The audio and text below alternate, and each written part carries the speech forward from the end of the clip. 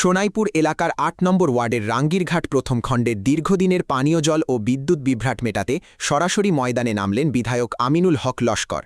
গতকাল বিকেলে এলাকার বাসিন্দাদের সঙ্গে এক বিশেষ আলোচনায় বসে সেখানকার একগুচ্ছ নাগরিক সমস্যা সমাধানের আশ্বাস দেন তিনি। লো ভোল্টেজের যন্ত্রণায় তোষ্ঠ এলাকাটিতে একটি বড় ক্ষমতার ট্রান্সফরমার বসাতে বিদ্যুৎ দপ্তরের সাথে অবিলম্বে আলোচনার কথা জানান তিনি।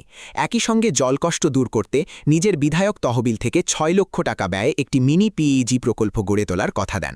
শুধু তাই নয়, স্থানীয় মসজিদের অজুখানা নির্মাণ এবং আগামীতে পূর্ত সড়কে সোলার লাইট বসানোর প্রতিশ্রুতিও এসেছে বিধায়কের তরফ থেকে।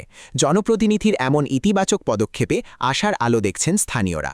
ইয়াদুল হক, রমিজ উদ্দিন ও ভুট্টো মিয়ারা কৃতজ্ঞতা জানিয়েছেন বিধায়ককে। সোনাইমণ্ডল কংগ্রেস সভাপতি শাহাদাত আহমেদ লস্কর, জেলা কিষাণ কংগ্রেস সভাপতি বাবুল আহমেদ বড়ভূইয়া, আজির উদ্দিন, মাস্তান আলী সহ এলাকার বিশিষ্টজনদের উপস্থিতিতে রবিবারের এই সভা রাঙ্গিরঘাটের উন্নয়ন যাত্রায় এক নতুন মাত্রা যোগ করল। আমি ওভারের ট্যাঙ্ক দিব, ফিল্টার দিব, আয়রন ফ্রি ফিল্টার দিব। আপনারা দিনের রাইতে 24 ঘন্টা খেয়েও ব্যাটারি বন্ধ করতে পারতেন না, সবে জল দিতে পারেন। এটা আমি করে দিতাম। এখন এলো ভোল্টেজ নাই, আমার শালিমন্তারা ভোল্টেজ নাই, এগুলো আমি করতাম পারবো। একটা নতুন ট্রান্সফর্মার মারতাম পারবো, এগুলো আমার ক্ষমতা আছে, বুঝছেন তো? এটা আমার ক্ষমতা আছে। আপনারা যদি কইন ওখানে আমি ও রাস্তা চলাচল এবার কারেন্ট আছে যদি চলাচলের যদি অসুবিধা হয় ওনার সোলার লাইট ঢুকু দিতাম, রাইট মানুষ আন্ধায় চলতা বাজারে চলে চলে, এটা ঢুকু দিতাম পারবো, এটা আমার কেউ বন্ধ করতে পারতাম।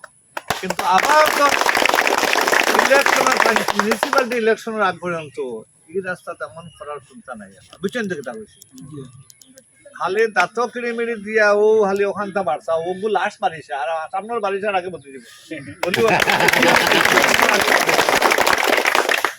কিন্তু ভোটের সময় এই কিতা কইবা, ও লোকসভা ইলেকশনও কিতা কইছেন যে আমরা সরকারে খিলঞ্জা দিলাইছে, আপনারা আমরা ভোট দেব। ও কথা শুনিয়াও ইনর ফিশারম্যান হলে ভোট দিছেন না, ও কংগ্রেসে ভোট দিছেন না।